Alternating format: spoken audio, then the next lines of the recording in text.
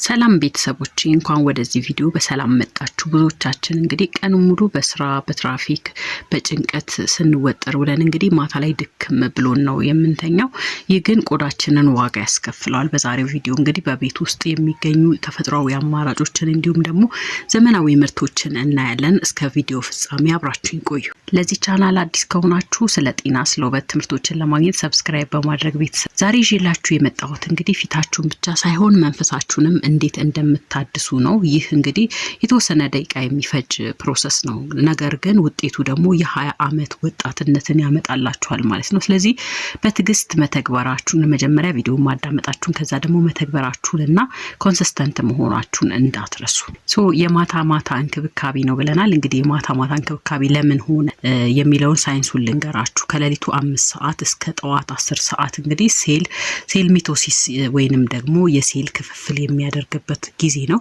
በዚህ ሰዓት እንግዲህ ቆዳችን የሚቀባውን ነገር እንደ ስፖንጅ የሚመጥበት አቅም ከፍተኛ ነው ማለት ነው። ስለዚህ ውድ ክሬሞችን ቀን ላይ ከምትቀቡ ማታ ብትቀቡ ውጤቱ እጥፍ ነው የሚሆነው። የመጀመሪያው ደረጃ የሚሆነው እንግዲህ ሜካፕን ማቅለጥ ወይንም ደግሞ የጽዳት ደረጃ ነው ማለት ነው። እንግዲህ ኦይል ክሊንሲንግ ወደሚለው ነው የምንሄደው። ብዙዎቻችን ፊታችንን በሳሙና ብቻ ታጥበን በቂ ነው ብለን ልናስብ እንችላለን። ይህ ትልቅ ስህተት ነው። የፀሐይ መከላከያ ሰንስክሪን እንዲሁም ሜካፖችን እንግዲህ በውሃና በሳሙና ብቻ አይለቁም።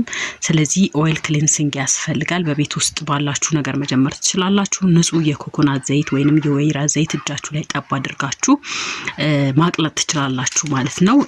እንግዲህ ዘይቱን ፊታችሁ ላይ ተቀብታችሁ በክብ እንቅስቃሴ ወይንም ሰርኩላር ሞሽን ማሳጅ ማድረግ ይኖርባችኋል። አይኖቻችሁ ስር በጥንቃቄ ሜካፑን ማስለቀቅም አትርሱ። አሁን ዘይቱ ቆሻሻውን አቅልጦታል። ይህንን በሶፍት አትጥረጉት፣ ፊታችሁን ይጎዳል። በምትኩ ምን ታደርጋላችሁ? ለብ ያለ ውሃ ውስጥ ፎጣ ነክራችሁ በሱ ቀስ ብላችሁ ለ5 ሰከንድ ፊታችሁ ላይ አድርጋችሁ ቀስ ብላችሁ ዘይቱን ማንሳት ይኖርባችኋል። አሁን እንደዚህ ስታደርጉ ፎጣውን ብትመለከቱ ብዙ ቆሻሻን ያነሳል ማለት ነው። ይህ በሳሙና ብቻ አይነሳም ማለት ነው። ቀጥላችሁ በውሃና በሳሙና ትታጠባላችሁ። አሁን ሁለተኛው ዙር እጥበት ላይ ናችሁ ማለት ነው። እንግዲህ እዚህ ጋር የምታደርጉት የሚስማማችሁን የፊት ሳሙና ወስዳችሁ ፊታችሁን መታጠብ ይኖርባችኋል። ቀጣይ ፊታችሁን ኤክስፍሎይት ነው የምታረጉት ማለት ነው። በሳምንት 2 ጊዜ የቆዳ ሴሎችን የሞቱ የቆዳ ሴሎችን እንግዲህ ማስወገድ ይኖርባችኋል። ካላስወገዳችሁ ክሬሙ ወደ ውስጥ አይገባም። በቤት ውስጥ የሚዘጋጁ ምርጥ ስክረቦችን ልንገራችሁ። 1 የሻይ ማንኪያ ቡና ለደም ዝውውር ይረዳችኋል። 1 የሻይ ማንኪያ ስኳር ስክረብ ለማድረግ ይረዳል ማለት ነው። ከዛ 1 የሻይ ማንኪያ ማር ብትጨምሩበት ለልስላሴው ጥሩ ነው። ይሄንን አድርጋችሁ አዋህዳችሁ ቀስ ብላችሁ ፊታችሁን በሰርክል ሞሽን ማሸት ይኖርባችኋል። በጣም አትጫኑት፣ ቆዳችሁን እንዳትጎዱ። ቀስ ብላችሁ ማሳጅ ማድረግ ማሸት ማለት ነው። የእንፋሎትና የማስክ ጊዜ ላይ ደርሰናል። ይህ ደረጃ የቆዳ ቀዳዳዎችን ወይንም ፖርስ እንዲከፈት ይረዳል ማለት ነው። ስለዚህ እንደዛ ታደርጋላችሁ። ሙቅ ውሃ ውስጥ እንግዲህ ሮዝመሪ ወይንም ደግሞ የባህር ዛፍ ቅጠል አድርጋችሁ ለ5 ደቂቃ ራሳችሁን ሽፍና አድርጋችሁ መታጠን ይኖርባችኋል ማለት ነው። ከዛ የፊት ማስክ መቀባት ይኖርባችኋል።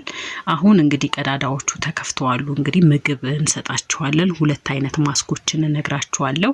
ለወዛማልና ለብጉር ላለበት ሰው እንግዲህ የእርድና እርጎ ሎሚን 3ቱን በመቀላቀል መቀባት ትችላላችሁ።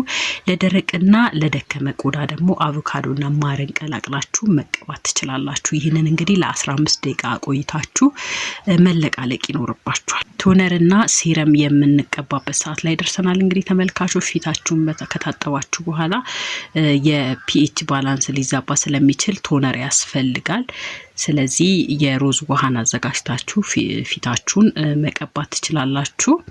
ከዛ በኋላ ሴረም ነው እንግዲህ ይሄ የለውጥ ደረጃ ነው።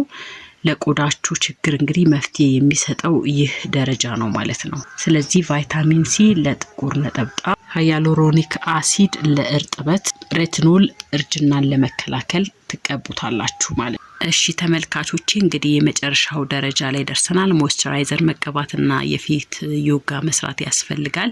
ይህ የደም ዝውውርን ይጨምራል። ፊታችሁ ጠዋት ላይ የተወጠረና ያማረ እንዲሆን ያደርገዋል ማለት ነው።